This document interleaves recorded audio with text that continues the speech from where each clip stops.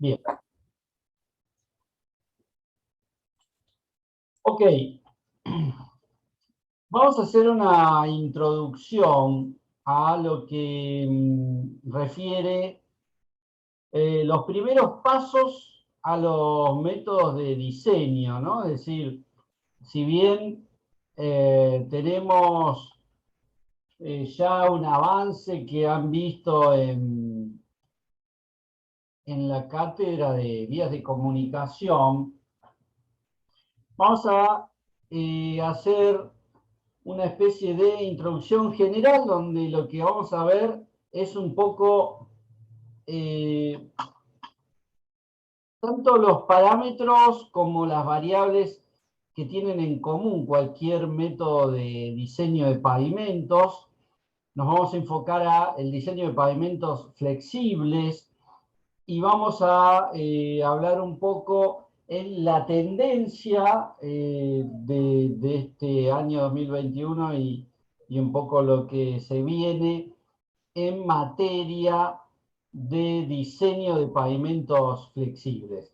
Entonces vamos a hacer una introducción respecto a las generalidades de diseño de pavimentos y luego sí ya vamos a empezar a el primer método de los dos métodos que vamos a ver nosotros, que recuerden es, por un lado, el método ASTO, de la, digamos, de la vialidad americana, y por otro lado el método Shell, todo lo que es la escuela europea. En la actualidad se siguen usando estos dos métodos, son los métodos que exige Vialidad Nacional, aunque ya comenzaron a utilizarse métodos más modernos, métodos de alguna manera que van reemplazando a los anteriores. Estas dos versiones tienen ya orígenes de reediciones, las últimas ediciones de estos métodos son del año 2002, 2005 y tienen continuas actualizaciones y revisiones. Pero bueno, vamos a la parte de introducción a lo que es las técnicas para poder diseñar un pavimento, ¿no? Es decir, nosotros, ¿qué función o por qué aplicamos ingeniería en el diseño de los pavimentos? Nuestro objetivo va a ser determinar el mínimo espesor a colocar en un paquete estructural con el objetivo de economizar, de que salga el menor costo posible, pero que soporte las cargas actuantes durante una vida útil, ¿no? Es decir, siempre cuando nosotros hacemos un diseño de un pavimento, lo hacemos para que pueda soportar las cargas previstas en un periodo de tiempo. Y luego se va rehabilitando en base a nuevos periodos de servicio a lo largo de toda la vida en servicio. Entonces, ¿por qué nuestro objetivo de aplicar ingeniería en esto, ¿no? Que se viene haciendo desde los años 20, justamente porque la idea de tener mejores caminos que permitan mejores condiciones de operación vehicular a menor costo nos permite poder invertir o desarrollar una red de infraestructura vial mucho mayor. Sepan que, digamos, todo país desarrollado, ¿no? Es decir, lo que uno de los parámetros que mide a un país desarrollado es que todas sus vías de comunicación, ¿no? Es decir, toda su red vial esté en buenas condiciones y preste mejor servicio. Entonces, ahí es donde nosotros tenemos este margen, esta aplicación de la ingeniería para mejorar las condiciones de infraestructura. Así que, en base a ese objetivo, lo que vamos a hacer es, vamos a ir estudiando diversas situaciones. Por lo general hay dos grandes escuelas. Una es la mecanicista, ¿no? Es decir, por un lado, la relación que hay entre el estudio y la ciencia de la resistencia de los materiales, ¿no? Es decir, todo lo que es la teoría de resistencia de materiales, sus deformaciones, sus tensiones, y por otro lado la escuela empírica que sale a partir de pruebas y a partir de testeos de comportamiento de los materiales, y de ahí se sacan tendencias de cuáles son los mejores pavimentos. Ambas teorías coinciden en las hipótesis, ¿no? Es decir, nosotros como hipótesis siempre nos planteamos una carga. Esta carga es una carga móvil, es una carga que tiene un movimiento y en un instante dado se apoya en un punto del pavimento sobre una superficie que son las improntas de los neumáticos, y en esa carga que aplican generan tensiones debajo del, del pavimento, que se disipan con teorías que conocemos, dígase por ejemplo la teoría de Boussinesq, y van transmitiendo esas tensiones a los materiales que están debajo hasta el suelo natural. Entonces, ese primer ejemplo o primer modelo matemático es el que la mayoría de los, vamos a decir, métodos de diseño van a registrar. Van a registrar una carga. Nosotros conocemos varios métodos para poder determinar las cargas, como es los ejes equivalentes.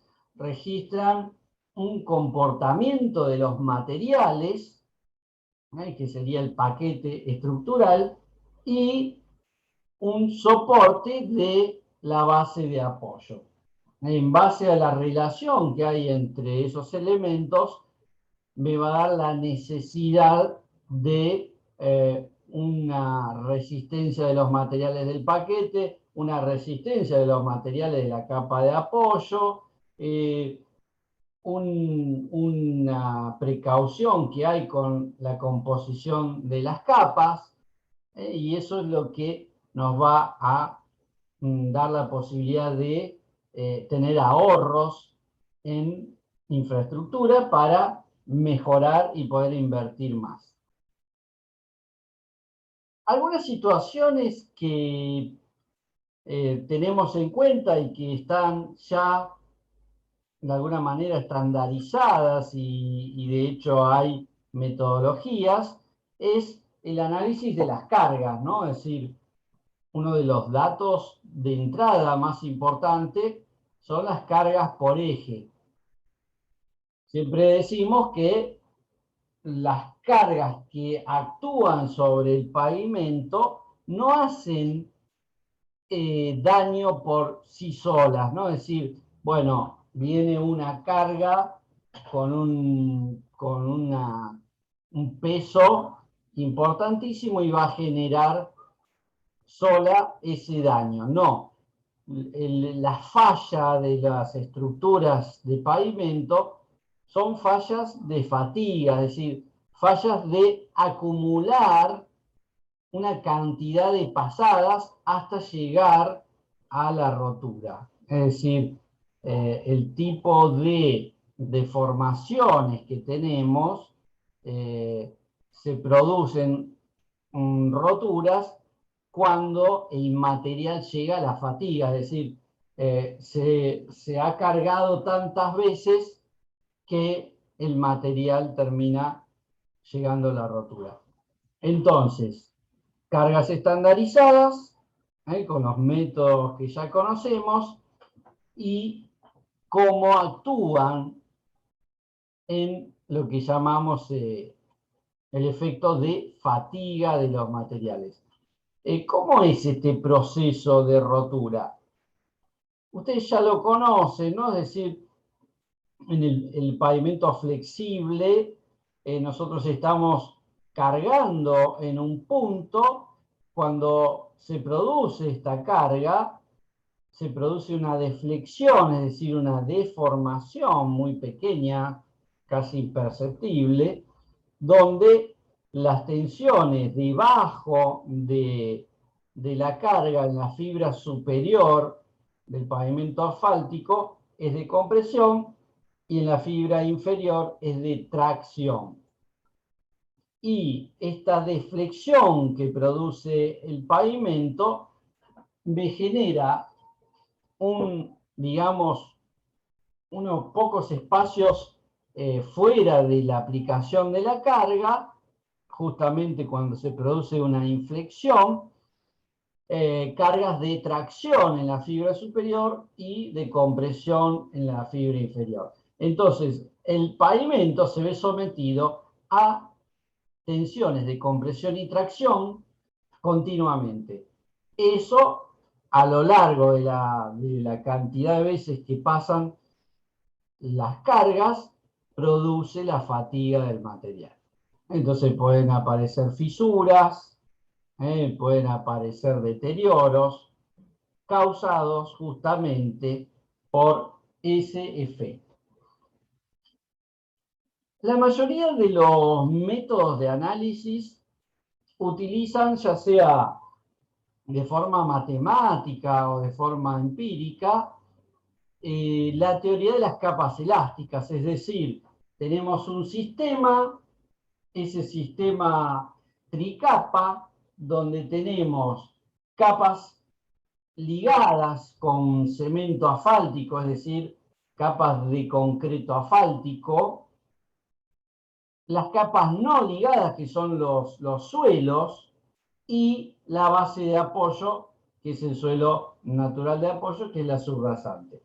En base a esas tres capas, se trata de determinar la tensión máxima en la fibra inferior del concreto asfáltico y el apoyo en la subrasante. Es decir, esos son los dos elementos frontera que me van a permitir determinar hasta dónde puede llegar, digamos, el soporte de esta estructura en base a las condiciones planteadas. Entonces, un poco esto es el comportamiento de un pavimento flexible, ¿no? Es decir, cómo es lo que vamos a analizar. A diferencia de un pavimento rígido, que ya lo vamos a ver en otras clases siguientes, donde lo que tenemos es una carga exactamente dinámica, igual que la carga aplicada sobre el pavimento flexible, pero en este caso la losa de hormigón absorbe gran parte de las tensiones, es decir, prácticamente la mayor parte de las tensiones, y transmite hacia abajo, es decir, hacia la base de apoyo, una carga muy baja. Entonces, por eso que no es tan importante en el caso de los pavimentos rígidos la capacidad soporte de la subbase o de la base, porque lo que transmite es una presión baja. Sí nos va a interesar es cómo se comporta esa subbase, que no queden huecos, que no queden zonas socavadas, que me puedan producir que la losa quede trabajando en el aire, es decir, otros elementos diferentes a los que tenemos en el pavimento flexible. Bien, Vamos a ver un poco los diferentes diseños, ¿no? Que algo adelantamos. Decimos que hay diseños que están basados en parte de teoría y experiencia, es decir, muchos métodos de diseño fueron de alguna manera desarrollados a partir de estudios en campo, es decir, los llamados caminos de ensayo, ¿no? Es decir, eh, en principio de los años 20, años 30, se empezó a trabajar con pistas a escala real, donde tenían cargas todo el tiempo, es decir, camiones que circulaban por esas pistas y se iba midiendo el comportamiento de diferentes tipos de paquete estructural que estaban construidos en escala real. Entonces, a partir de esas observaciones y a partir de aplicación de la teoría de la resistencia de los materiales, se fueron desarrollando varios métodos que dieron los primeros, vamos a decir, gráficos o ábacos para poder calcular espesores de pavimento. Por otro lado, había investigaciones donde se planteaban modelos matemáticos en el auge del desarrollo matemático de los modelos matemáticos que nos dieron la posibilidad de conocer la resistencia de los materiales, la teoría de las capas elásticas, las teorías de las tensiones y deformaciones. Es decir, todas esas teorías se fueron aplicando para determinar lo que hoy tenemos como métodos de diseño ya bastante desarrollados, como el del Asphalt Institute, por ejemplo. Todos estos son basados, por ejemplo, en la teoría de las capas elásticas. Bueno, después sí ya tenemos algunos ensayos basados en los suelos de apoyo, tanto el tipo de perfil como su clasificación. Y después ya empiezan a, de alguna manera, salir a la luz los métodos que tuvieron más auge, que fueron exclusivamente empíricos, como los diferentes métodos de CBR, por ejemplo, ¿no? Es decir, métodos basados en el CBR o en el valor soporte de BIM, es decir, todos ensayos que relacionan la capacidad soporte con el espesor de la estructura. Bien, todos estos serían los ensayos de laboratorio que nos dan capacidad soporte. Finalmente, cuando se empezó a desarrollar los métodos que fueron prevaleciendo a nivel mundial, se fueron destacando cuáles eran los parámetros o los factores que tenían mayor influencia, mayor incidencia en todo lo que refiere a diseño de pavimentos. Estamos hablando de diseño estructural, estamos hablando de determinar el espesor de las capas que comprenden un pavimento. Para ello, nosotros vamos a tener factores a tener en cuenta que lo vamos a analizar puntualmente para cada proyecto. Y eso va a ser nuestra tarea como ingenieros. Entonces, ¿cuáles son los factores que necesito conocer para poder prediseñar o diseñar los espesores de capa de un pavimento? Bueno, primero y principal, necesitamos conocer las cargas. Es decir, las cargas que va a esperar pasen, se espere que pasen por ese camino, tanto con su peso como con su frecuencia. Nosotros, ¿cómo podemos determinar las cargas esperadas en un pavimento? Si el pavimento es existente y yo lo único que tengo que hacer es hacer un análisis de rehabilitación o de repavimentación, bueno, tengo las cargas a partir de un censo.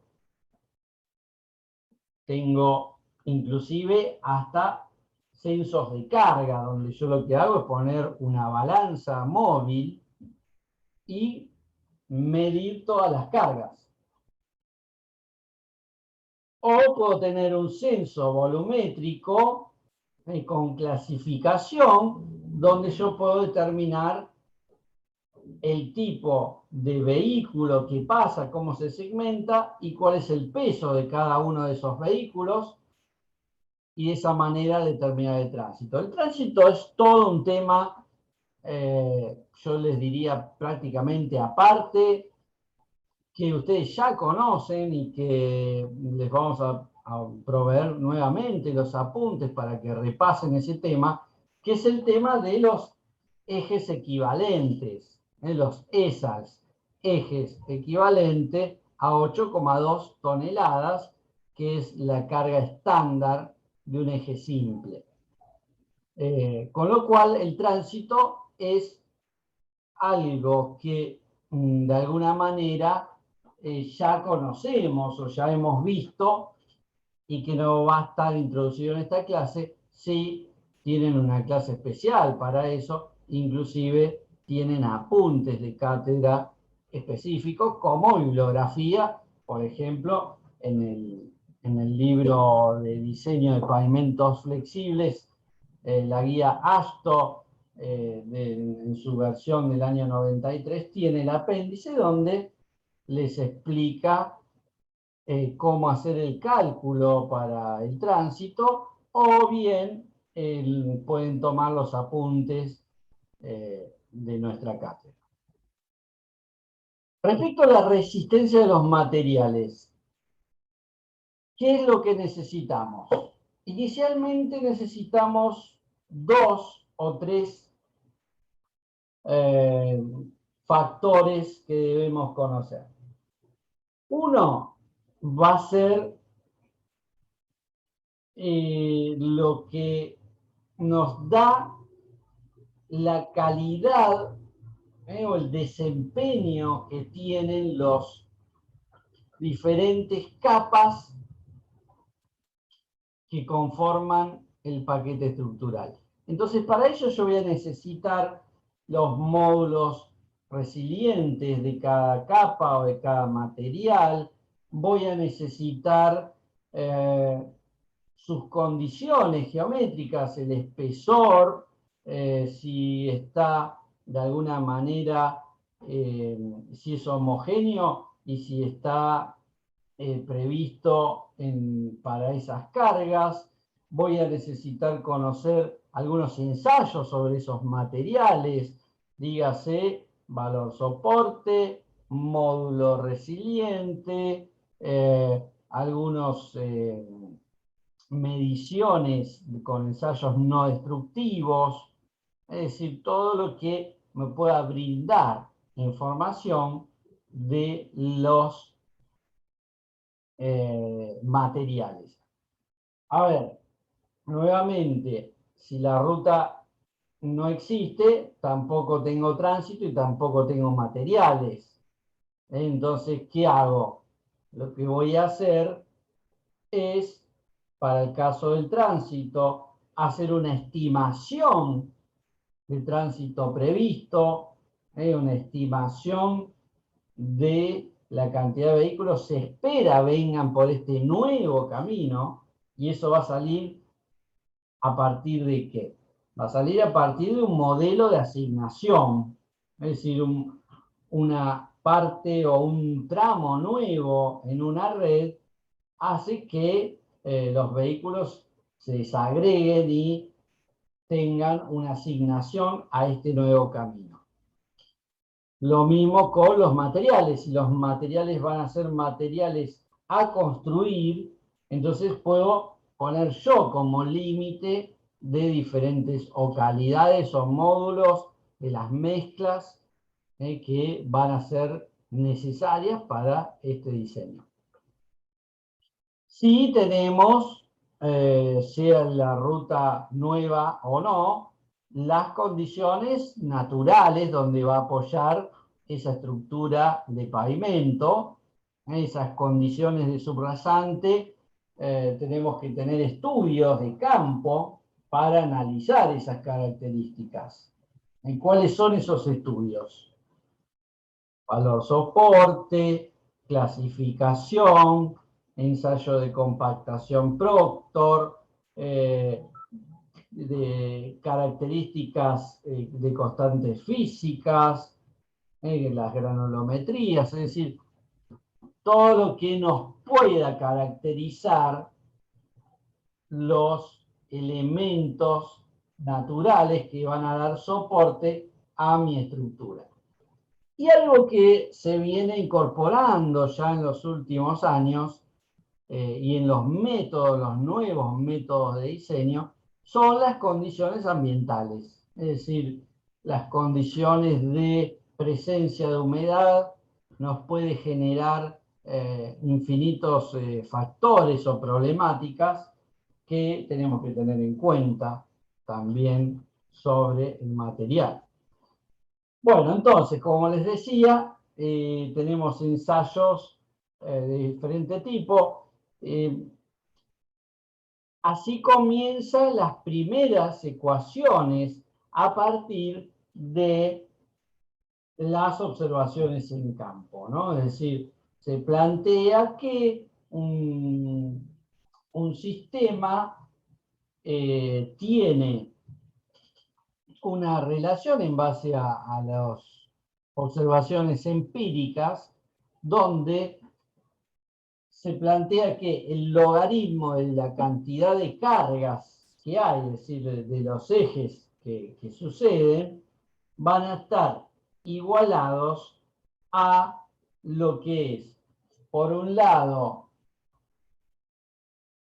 el comportamiento, o vamos a decirle la vida útil, o cómo se va a deteriorar ese pavimento, y las deformaciones que va a tener ese pavimento, ¿no? Es decir, cómo va a ser el resultado en base a esa cantidad de ejes. Es decir, a medida que yo sepa cuántos vehículos, cuántos camiones van a pasar, voy a determinar el comportamiento.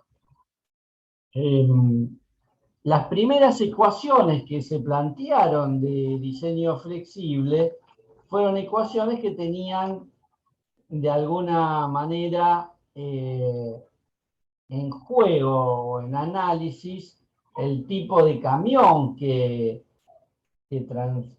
digamos, que transita por el camino y algunos otros elementos que comienzan a verse en el tema de pavimentos flexibles, como es un elemento que se incorpora hoy, que es el número estructural. Es decir, el número estructural es un número adimensional que me da las condiciones soporte o las condiciones de resistencia que tiene un pavimento. Es decir, a partir de ahora vamos a quedar muy ligados a el desarrollo y análisis del número estructural, porque es un número que me califica el comportamiento del pavimento. Bueno, algunos contrastes que podemos hacer. Muchas veces, ¿qué pasa? Nosotros no tenemos ensayos de todo. Entonces, tenemos que hacer algunos contrastes, algunas relaciones que hay, por ejemplo, entre el valor soporte y las condiciones del material, de la estructura. algunas condiciones con el clima, en el caso de lugares con presencia de agua. En todo eso influye y debe verificarse. Entonces, planteamos por primera vez la ecuación ASTO, como les dije, es el método de diseño mayormente utilizado en América. Hoy en día este método se intenta reemplazar por métodos que son más complejos, como es el caso de los métodos de Superpave, de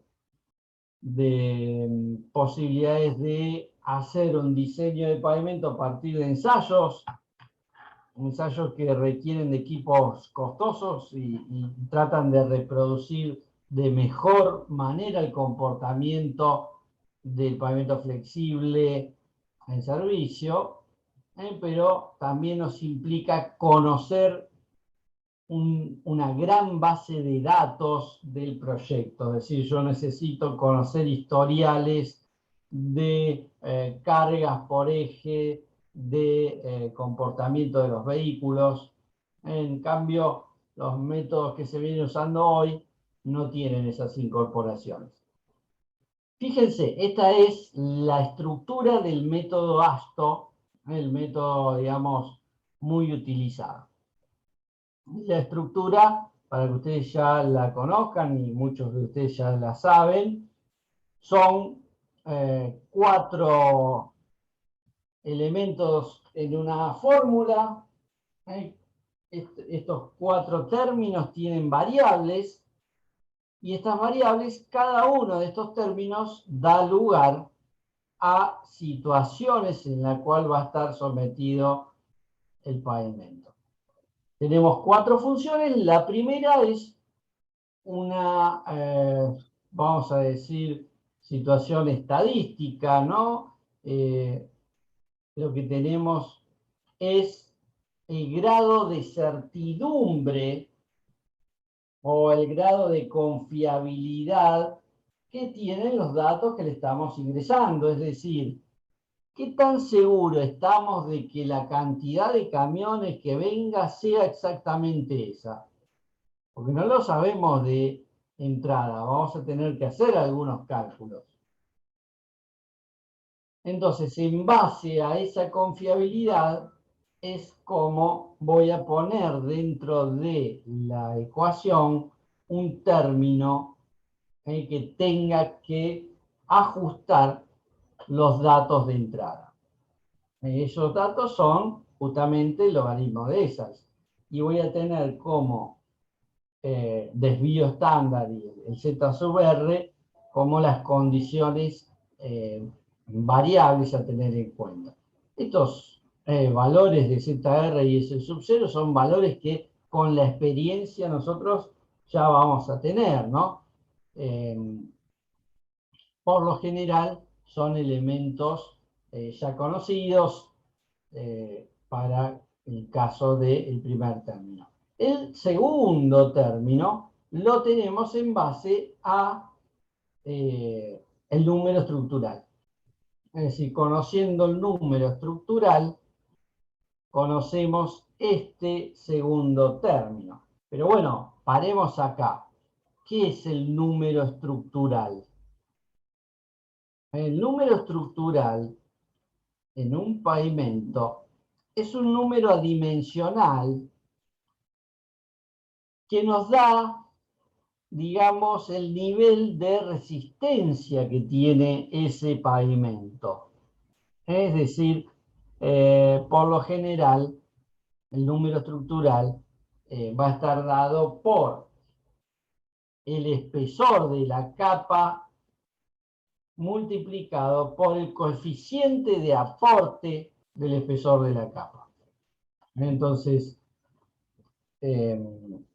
valor que ustedes también ya conocen. Luego tenemos El tránsito, en este caso, va a estar dado por la cantidad de ejes equivalentes.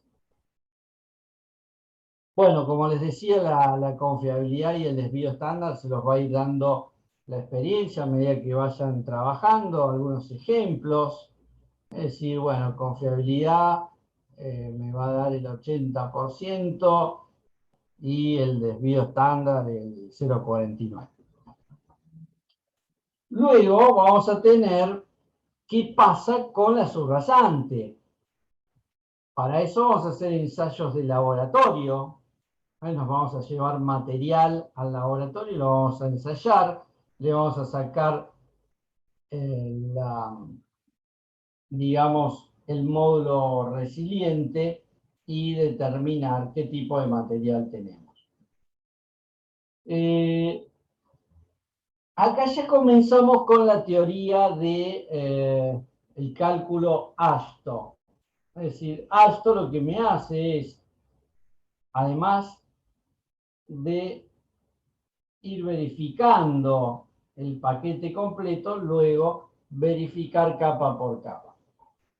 Entonces, siempre ASTO va a tener lo que se llama el índice de serviciabilidad presente.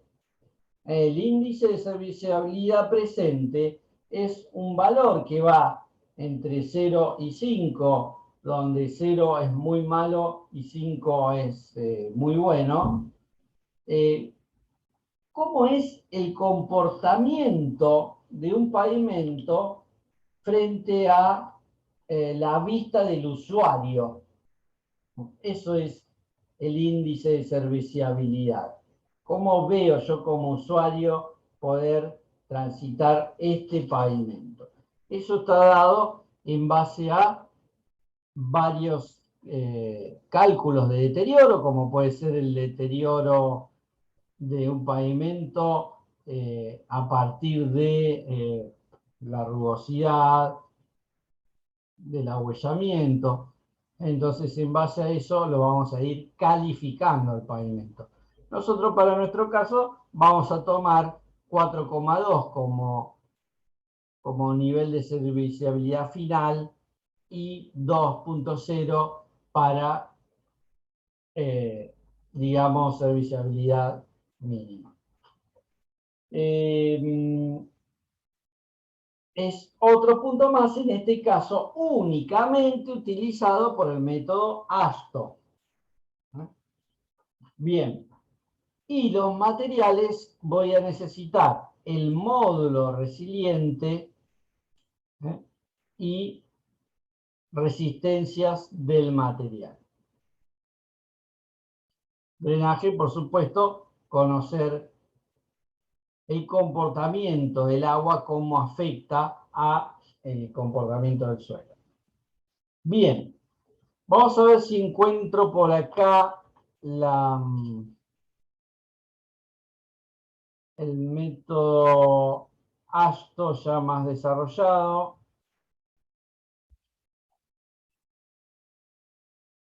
Para que ustedes... Bien, vamos a seguir en esta diapositiva. Como les dije, son 4 parámetros esta diapositiva. 4 parámetros, estos 4 términos tienen estas funciones que las vamos a ir conociendo tanto en campo como variables en base a las investigaciones, ¿no? Me faltó decirles la variante 4, que es el módulo resiliente de la subrasante. Es decir, ¿cómo puedo obtener las características de las condiciones del suelo donde yo voy a apoyar mi pavimento? Bueno, para eso le voy a hacer ensayos de laboratorio. Un ensayo de laboratorio muy común es el ensayo de valor soporte. A partir de ahí voy a determinar el comportamiento de ese material. Otro elemento que puedo determinar es sacar una muestra, llevarlo también al laboratorio, pero hacer el ensayo de módulo dinámico, es decir, directamente el ensayo que corresponde. Muchas veces no tenemos la posibilidad de hacer un ensayo de módulo dinámico. ¿Cómo es el ensayo de módulo dinámico? Se coloca la muestra de suelo en una especie de cámara triaxial y tiene la aplicación de carga, es decir, una aplicación de carga dinámica hasta la rotura. Entonces, de esa manera se determina el módulo en tiempo real, ¿no? Entonces, teniendo toda la información, teniendo las características de estadística, teniendo todo lo que tiene que ver con la caída de serviciabilidad, con lo que tiene que ver con los espesores del material, que eso es siempre presente, el número estructural y el módulo resiliente, con toda esa información yo puedo obtener la información del pavimento. Y eso es un poco lo que planteamos en el método ASTO, que va a ser igualar, ni más ni menos, que el logaritmo de las cargas igualado a la suma de todos estos elementos. Y de esa manera vamos a tener el espesor, vamos a tener las condiciones de apoyo. Por último, lo que me queda revisar es si vemos que soporta una carga sobre una subrasante un determinado paquete, ¿qué pasa con los cálculos intermedios de cada una de las capas? Porque puede ser que nos esté dando una necesidad de 20 centímetros de pavimento flexible, pero cuando nosotros esos 20 centímetros, por supuesto que no los podemos colocar todos juntos, una capa de 20 y compactarla. No podemos, no tenemos equipos suficientes para compactar. Entonces, necesitamos hacerlo en 2 o 3 capas. Es decir, lo ideal sería, bueno, a ver, una de 12, una otra capa de 5 o 6 y la final de 4 o 5 centímetros. Entonces, cada capa puede ocurrir de que no pueda soportar las cargas, es decir, la carga que se transmite por la ley de Boussinet a todo el pavimento no la puede absorber la capa 2 y se termina rompiendo en el medio. Entonces, bueno, justamente acá es donde ustedes van a poder determinar eso. Son cuentas muy sencillas. Bien, sí, yo creo que vamos a hacer esta primera etapa de pavimentos y luego vamos a seguir con un nuevo método que es el método Shell. Entonces, de esa manera, tener los dos métodos. Ahí estamos. Terminé de compartir. Los dos métodos vistos y luego sí vamos a hacer algunos ejemplos de aplicación práctica. Bien, no sé si tienen alguna duda, quizás ahora visto paso a paso no lo ven tanto, pero cuando se pueda hacer un ejercicio sí. Lo ideal es hacer un ejercicio por los dos métodos. Vamos a hacer ejercicio en clase y bueno, y lo van a tener que aplicar en el trabajo práctico. Con lo cual, bueno, eso es un poco la idea que se nos viene ahora. Bien, ya podemos detener